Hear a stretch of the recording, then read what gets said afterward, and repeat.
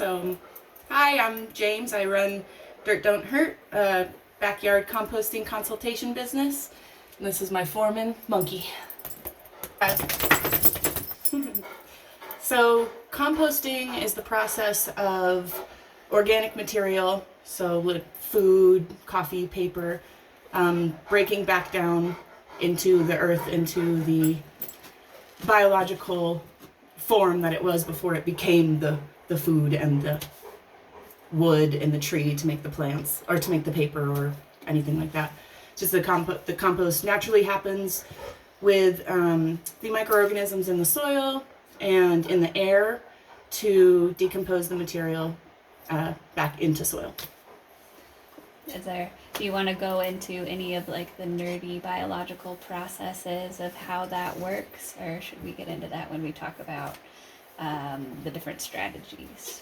Yeah, we could. I think the nerdiest part of it would be that, like, actually you don't have to know about the nerdy part of it, of all the microorganisms and what their different names are and what their functions are, because they're just going to compost on their own. So it's fun to get into the nerdy part of it, but you totally don't even have to. You can be super successful at composting and just call an earthworm, and that works too. Okay, that's great. Yeah, I feel like a lot of times people get overwhelmed by all of the, I have to have a certain amount of this, I can't put this in there. Yep. You know, it just makes it a little less accessible. So that's always nice to hear. Yeah, there's definitely a lot of myths around compost that make it seem scary, but most of them are exactly just myths.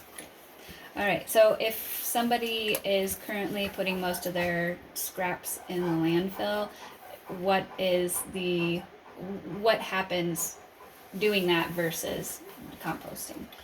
Right, so when items are put into the landfill, the way that the landfill processes them is by crushing them down into the earth with very heavy machinery, squeezing out every inch of oxygen that could even be possible in that pile of rubbish. So what happens when we put food and different organic material into that, without access to oxygen, that food just rots and it like turns into putrid, disgusting, dangerous often material that then, once that eventually breaks down, which can take upwards of 100 years, it almost just ferments in this nasty state forever until it finally starts breaking down, and then it's released into the atmosphere as methane, which is, when it builds up in abundance, which it has done because we've been using landfills for too long now. Once methane starts building up in the atmosphere, we see things like global warming and other attributes like that. So to avoid that, we can compost our material, and instead of it turning into methane in the air, it actually can grow fungus in it and help sequester carbon dioxide back into the soil and help mitigate these crazy climate changes that we're having right now.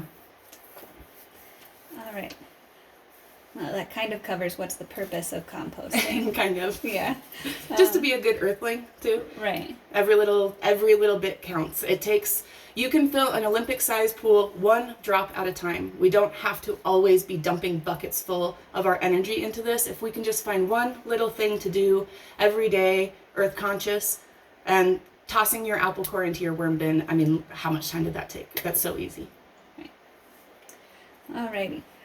So if somebody wanted to, okay, let's see, what types of composting are available to people? So from somebody who wants to put a decent amount of time into this to somebody who's extremely lazy and just wants to do it the most simple way. Yeah, I think that's a good way to look at it, because we probably think of compost most often as being made in large scales on farms that have all kinds of animals and all this input for it and stuff like that, and that is absolutely, hopefully all of those types of places are composting because they do have those inputs. When farmers or anyone else composts on such a large scale like that, we're typically using it's called a thermophilic, or what you hear, hot composting. So the compost reaches specific temperature for a specific amount of time for a specific number of times, and that allows all the microbes that exist to move into that situation and compost that large scale material. So if we work down from there, we can move down. Probably next step would be someone that just has a home garden that has a lot of instead of the animal waste, they'll have a lot of the green waste, like when your tomato plants are done or your squash plants or whatever, all of that stuff. Same process with that. However, you don't have to hot compost with that if you don't want to. If you're not adding any manure or meat or dairy or anything like that, and you're just using the yard waste, weeds, grass trimmings, all of that stuff, then you can do something that's called cold composting, or static composting, it's also called. And that would be where you make a balanced pile of your green yard waste and your brown additives, your other carbon add-ins, and you just let that sit.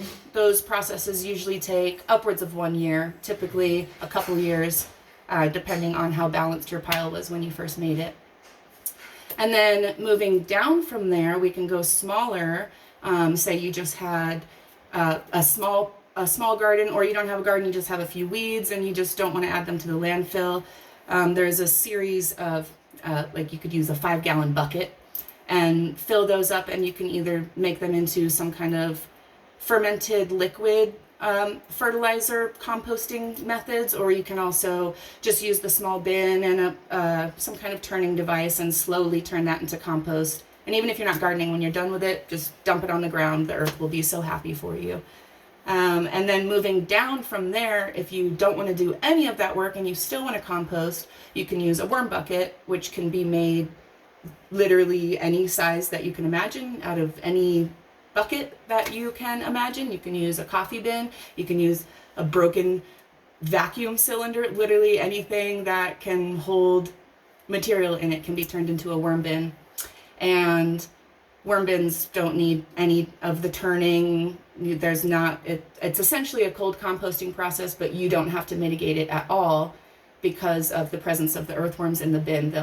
They'll perfectly balance out everything that they need in there, as long as you're not overfeeding them or underfeeding them. Do you want to talk, because I know a lot of people when they first start composting, they get one of those turning cylinders. Oh, right. Could you just briefly talk about why that maybe wouldn't be the best investment? Yes, so those compost tumblers, I guess we'll call them, the round bins that you turn, I'm so bittersweet about them, because I feel like some engineer somewhere saw someone struggling to compost and thought, oh, if I just build this, this will make it easier for them, without actually understanding how compost works. And those are so easily accessible. It's unfortunate because people pick them up, they try to compost in them, and I have maybe met maybe 1% of people that have used them that have been able to make them work successfully, and that's because they had a very deep understanding of how compost works. The biggest problem with those bins is that compost does not need to be turned very often.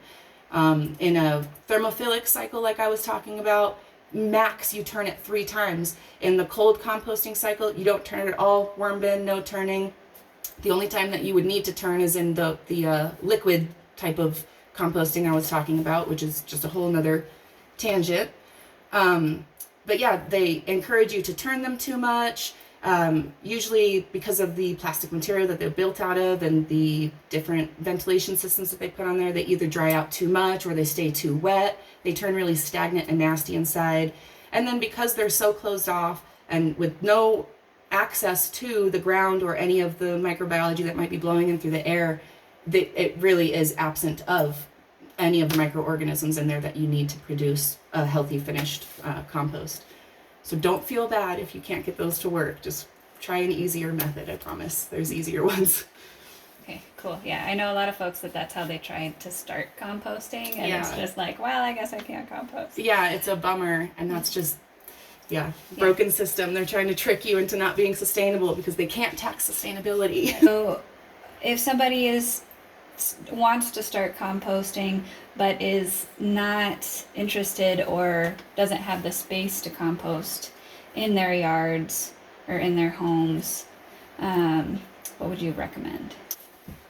My first recommendation is always a worm bin, but there's a lot of people that just get the heebie-jeebies thinking about worms, and I'm sorry, I know it's probably maybe sensory thing, I don't want to push limits, but if you can't do that either, there are many places in Flagstaff where you can take your food scraps to, or your carbon waste if you're having newspaper, cardboard, things like that. If you are trying to get rid of a large amount of cardboard and want to donate it to one of the compost sites, I would recommend reaching out to them first and making sure that they're ready to take that at that time. But yeah, if you go to my website, there's a whole list of all the drop-off sites in Flagstaff that accept donations. Some of them ask for you to communicate first. Some of them have a little sheet to fill out. Some of them are just open year-round. And if those don't work for you, there's a number of websites that you can use too. There's sharewaste.org is a great one. That one people will go on if they have livestock too. So some people out in Donny Park use it. Chickens, goats, pigs can go through a large amount of scraps and yard waste. And so sometimes just trying to find those people in your community too is a great way to move out your scraps. And a lot of times if you have a lot of good quality scrap, they'll even come pick it up from you if it's worthwhile. And what's your website? dirtdon'thurtaz.com. Okay, and I'll put that in the description for Thank folks you. to go Yeah, ahead and thank you. click on. All right, is there anything else about composting that you feel like would be useful for folks to know, especially here in Flagstaff, I guess? Maybe if they composted somewhere else and are struggling here. That's true, yeah. I'll say, yeah, if you already have compost going and you're struggling with it, it's probably a moisture issue. So especially out in Donny Park, it's very windy. So it's hard to just, look online, how do I compost? Because there's so many different elements to take into play.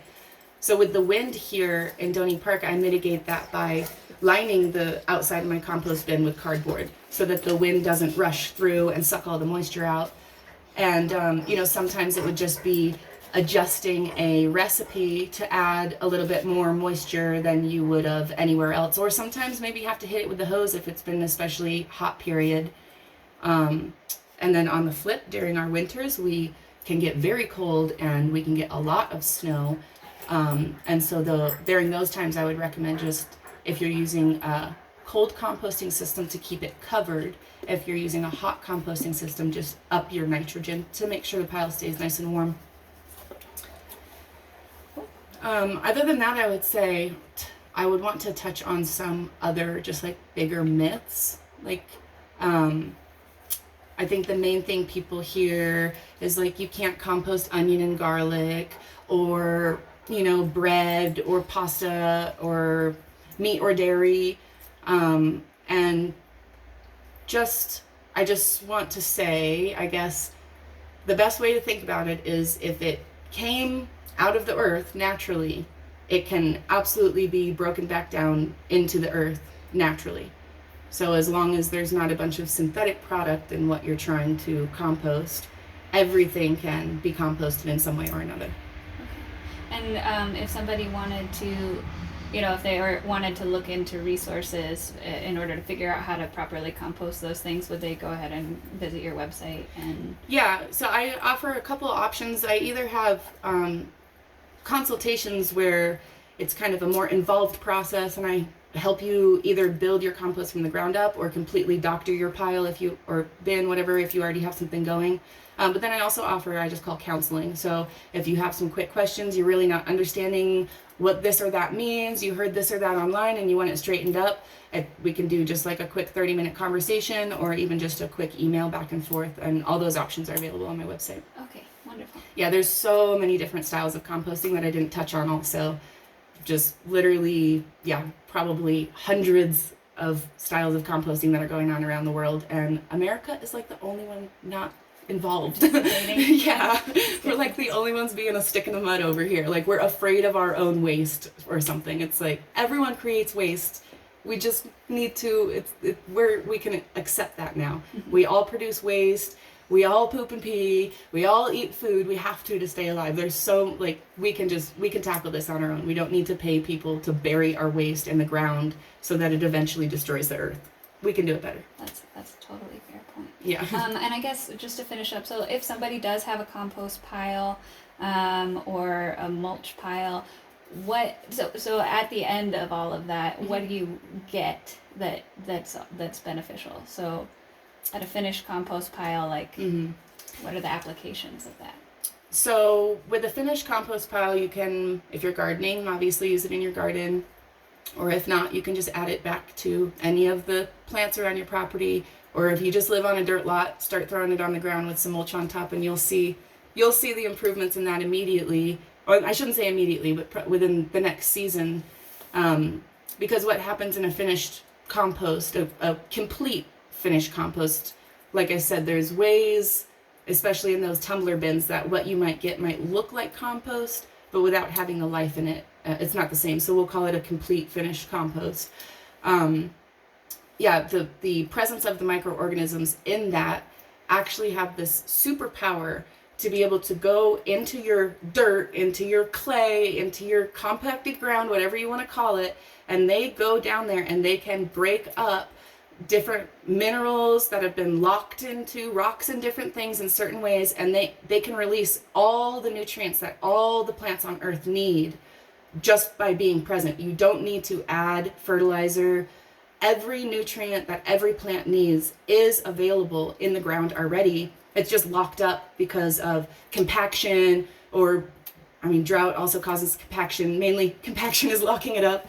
But just our poor agricultural practices are, definitely impeding the nutrients from getting out and helping our soil turn into soil, from dirt to soil. So I say dirt don't hurt, because all the nutrients are in there. We just have to add the life back to make sure that it can be released and available for the plants, and then the air and the earth and us.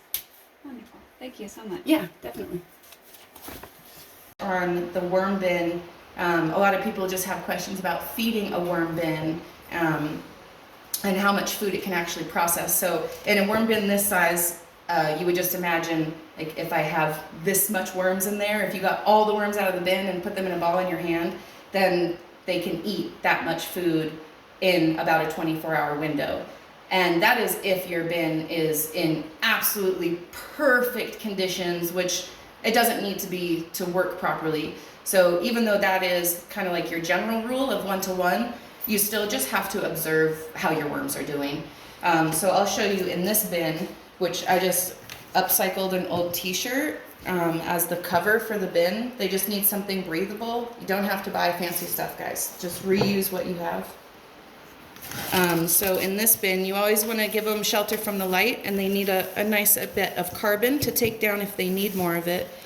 But if you can see, there's not a ton of visible food scraps in here. There's just some bits of mush in the paper. You can see where I had cherries in there, and they've cleaned it off. So once it gets to this stage is when you can add the 1-to-1 handful again. If you were to pull this out and you see actual physical food scraps in, you want to hold off on feeding until you see those food scraps gone.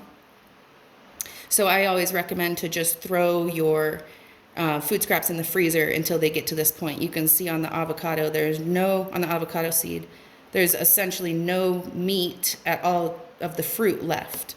So they've completely fed, and they're starting to pull that carbon down and break that up into castings too. So that's when you know you can feed again, and their bin will stay balanced. Their pH won't get shot too high by putting too much food scrap in there. Right. And I would like to mention, since nobody can smell this, it smells nice. It smells like earth. Thanks. Yeah. It doesn't smell like putrid. And it feels good. It's not slimy. It's not gross. The worms aren't slimy.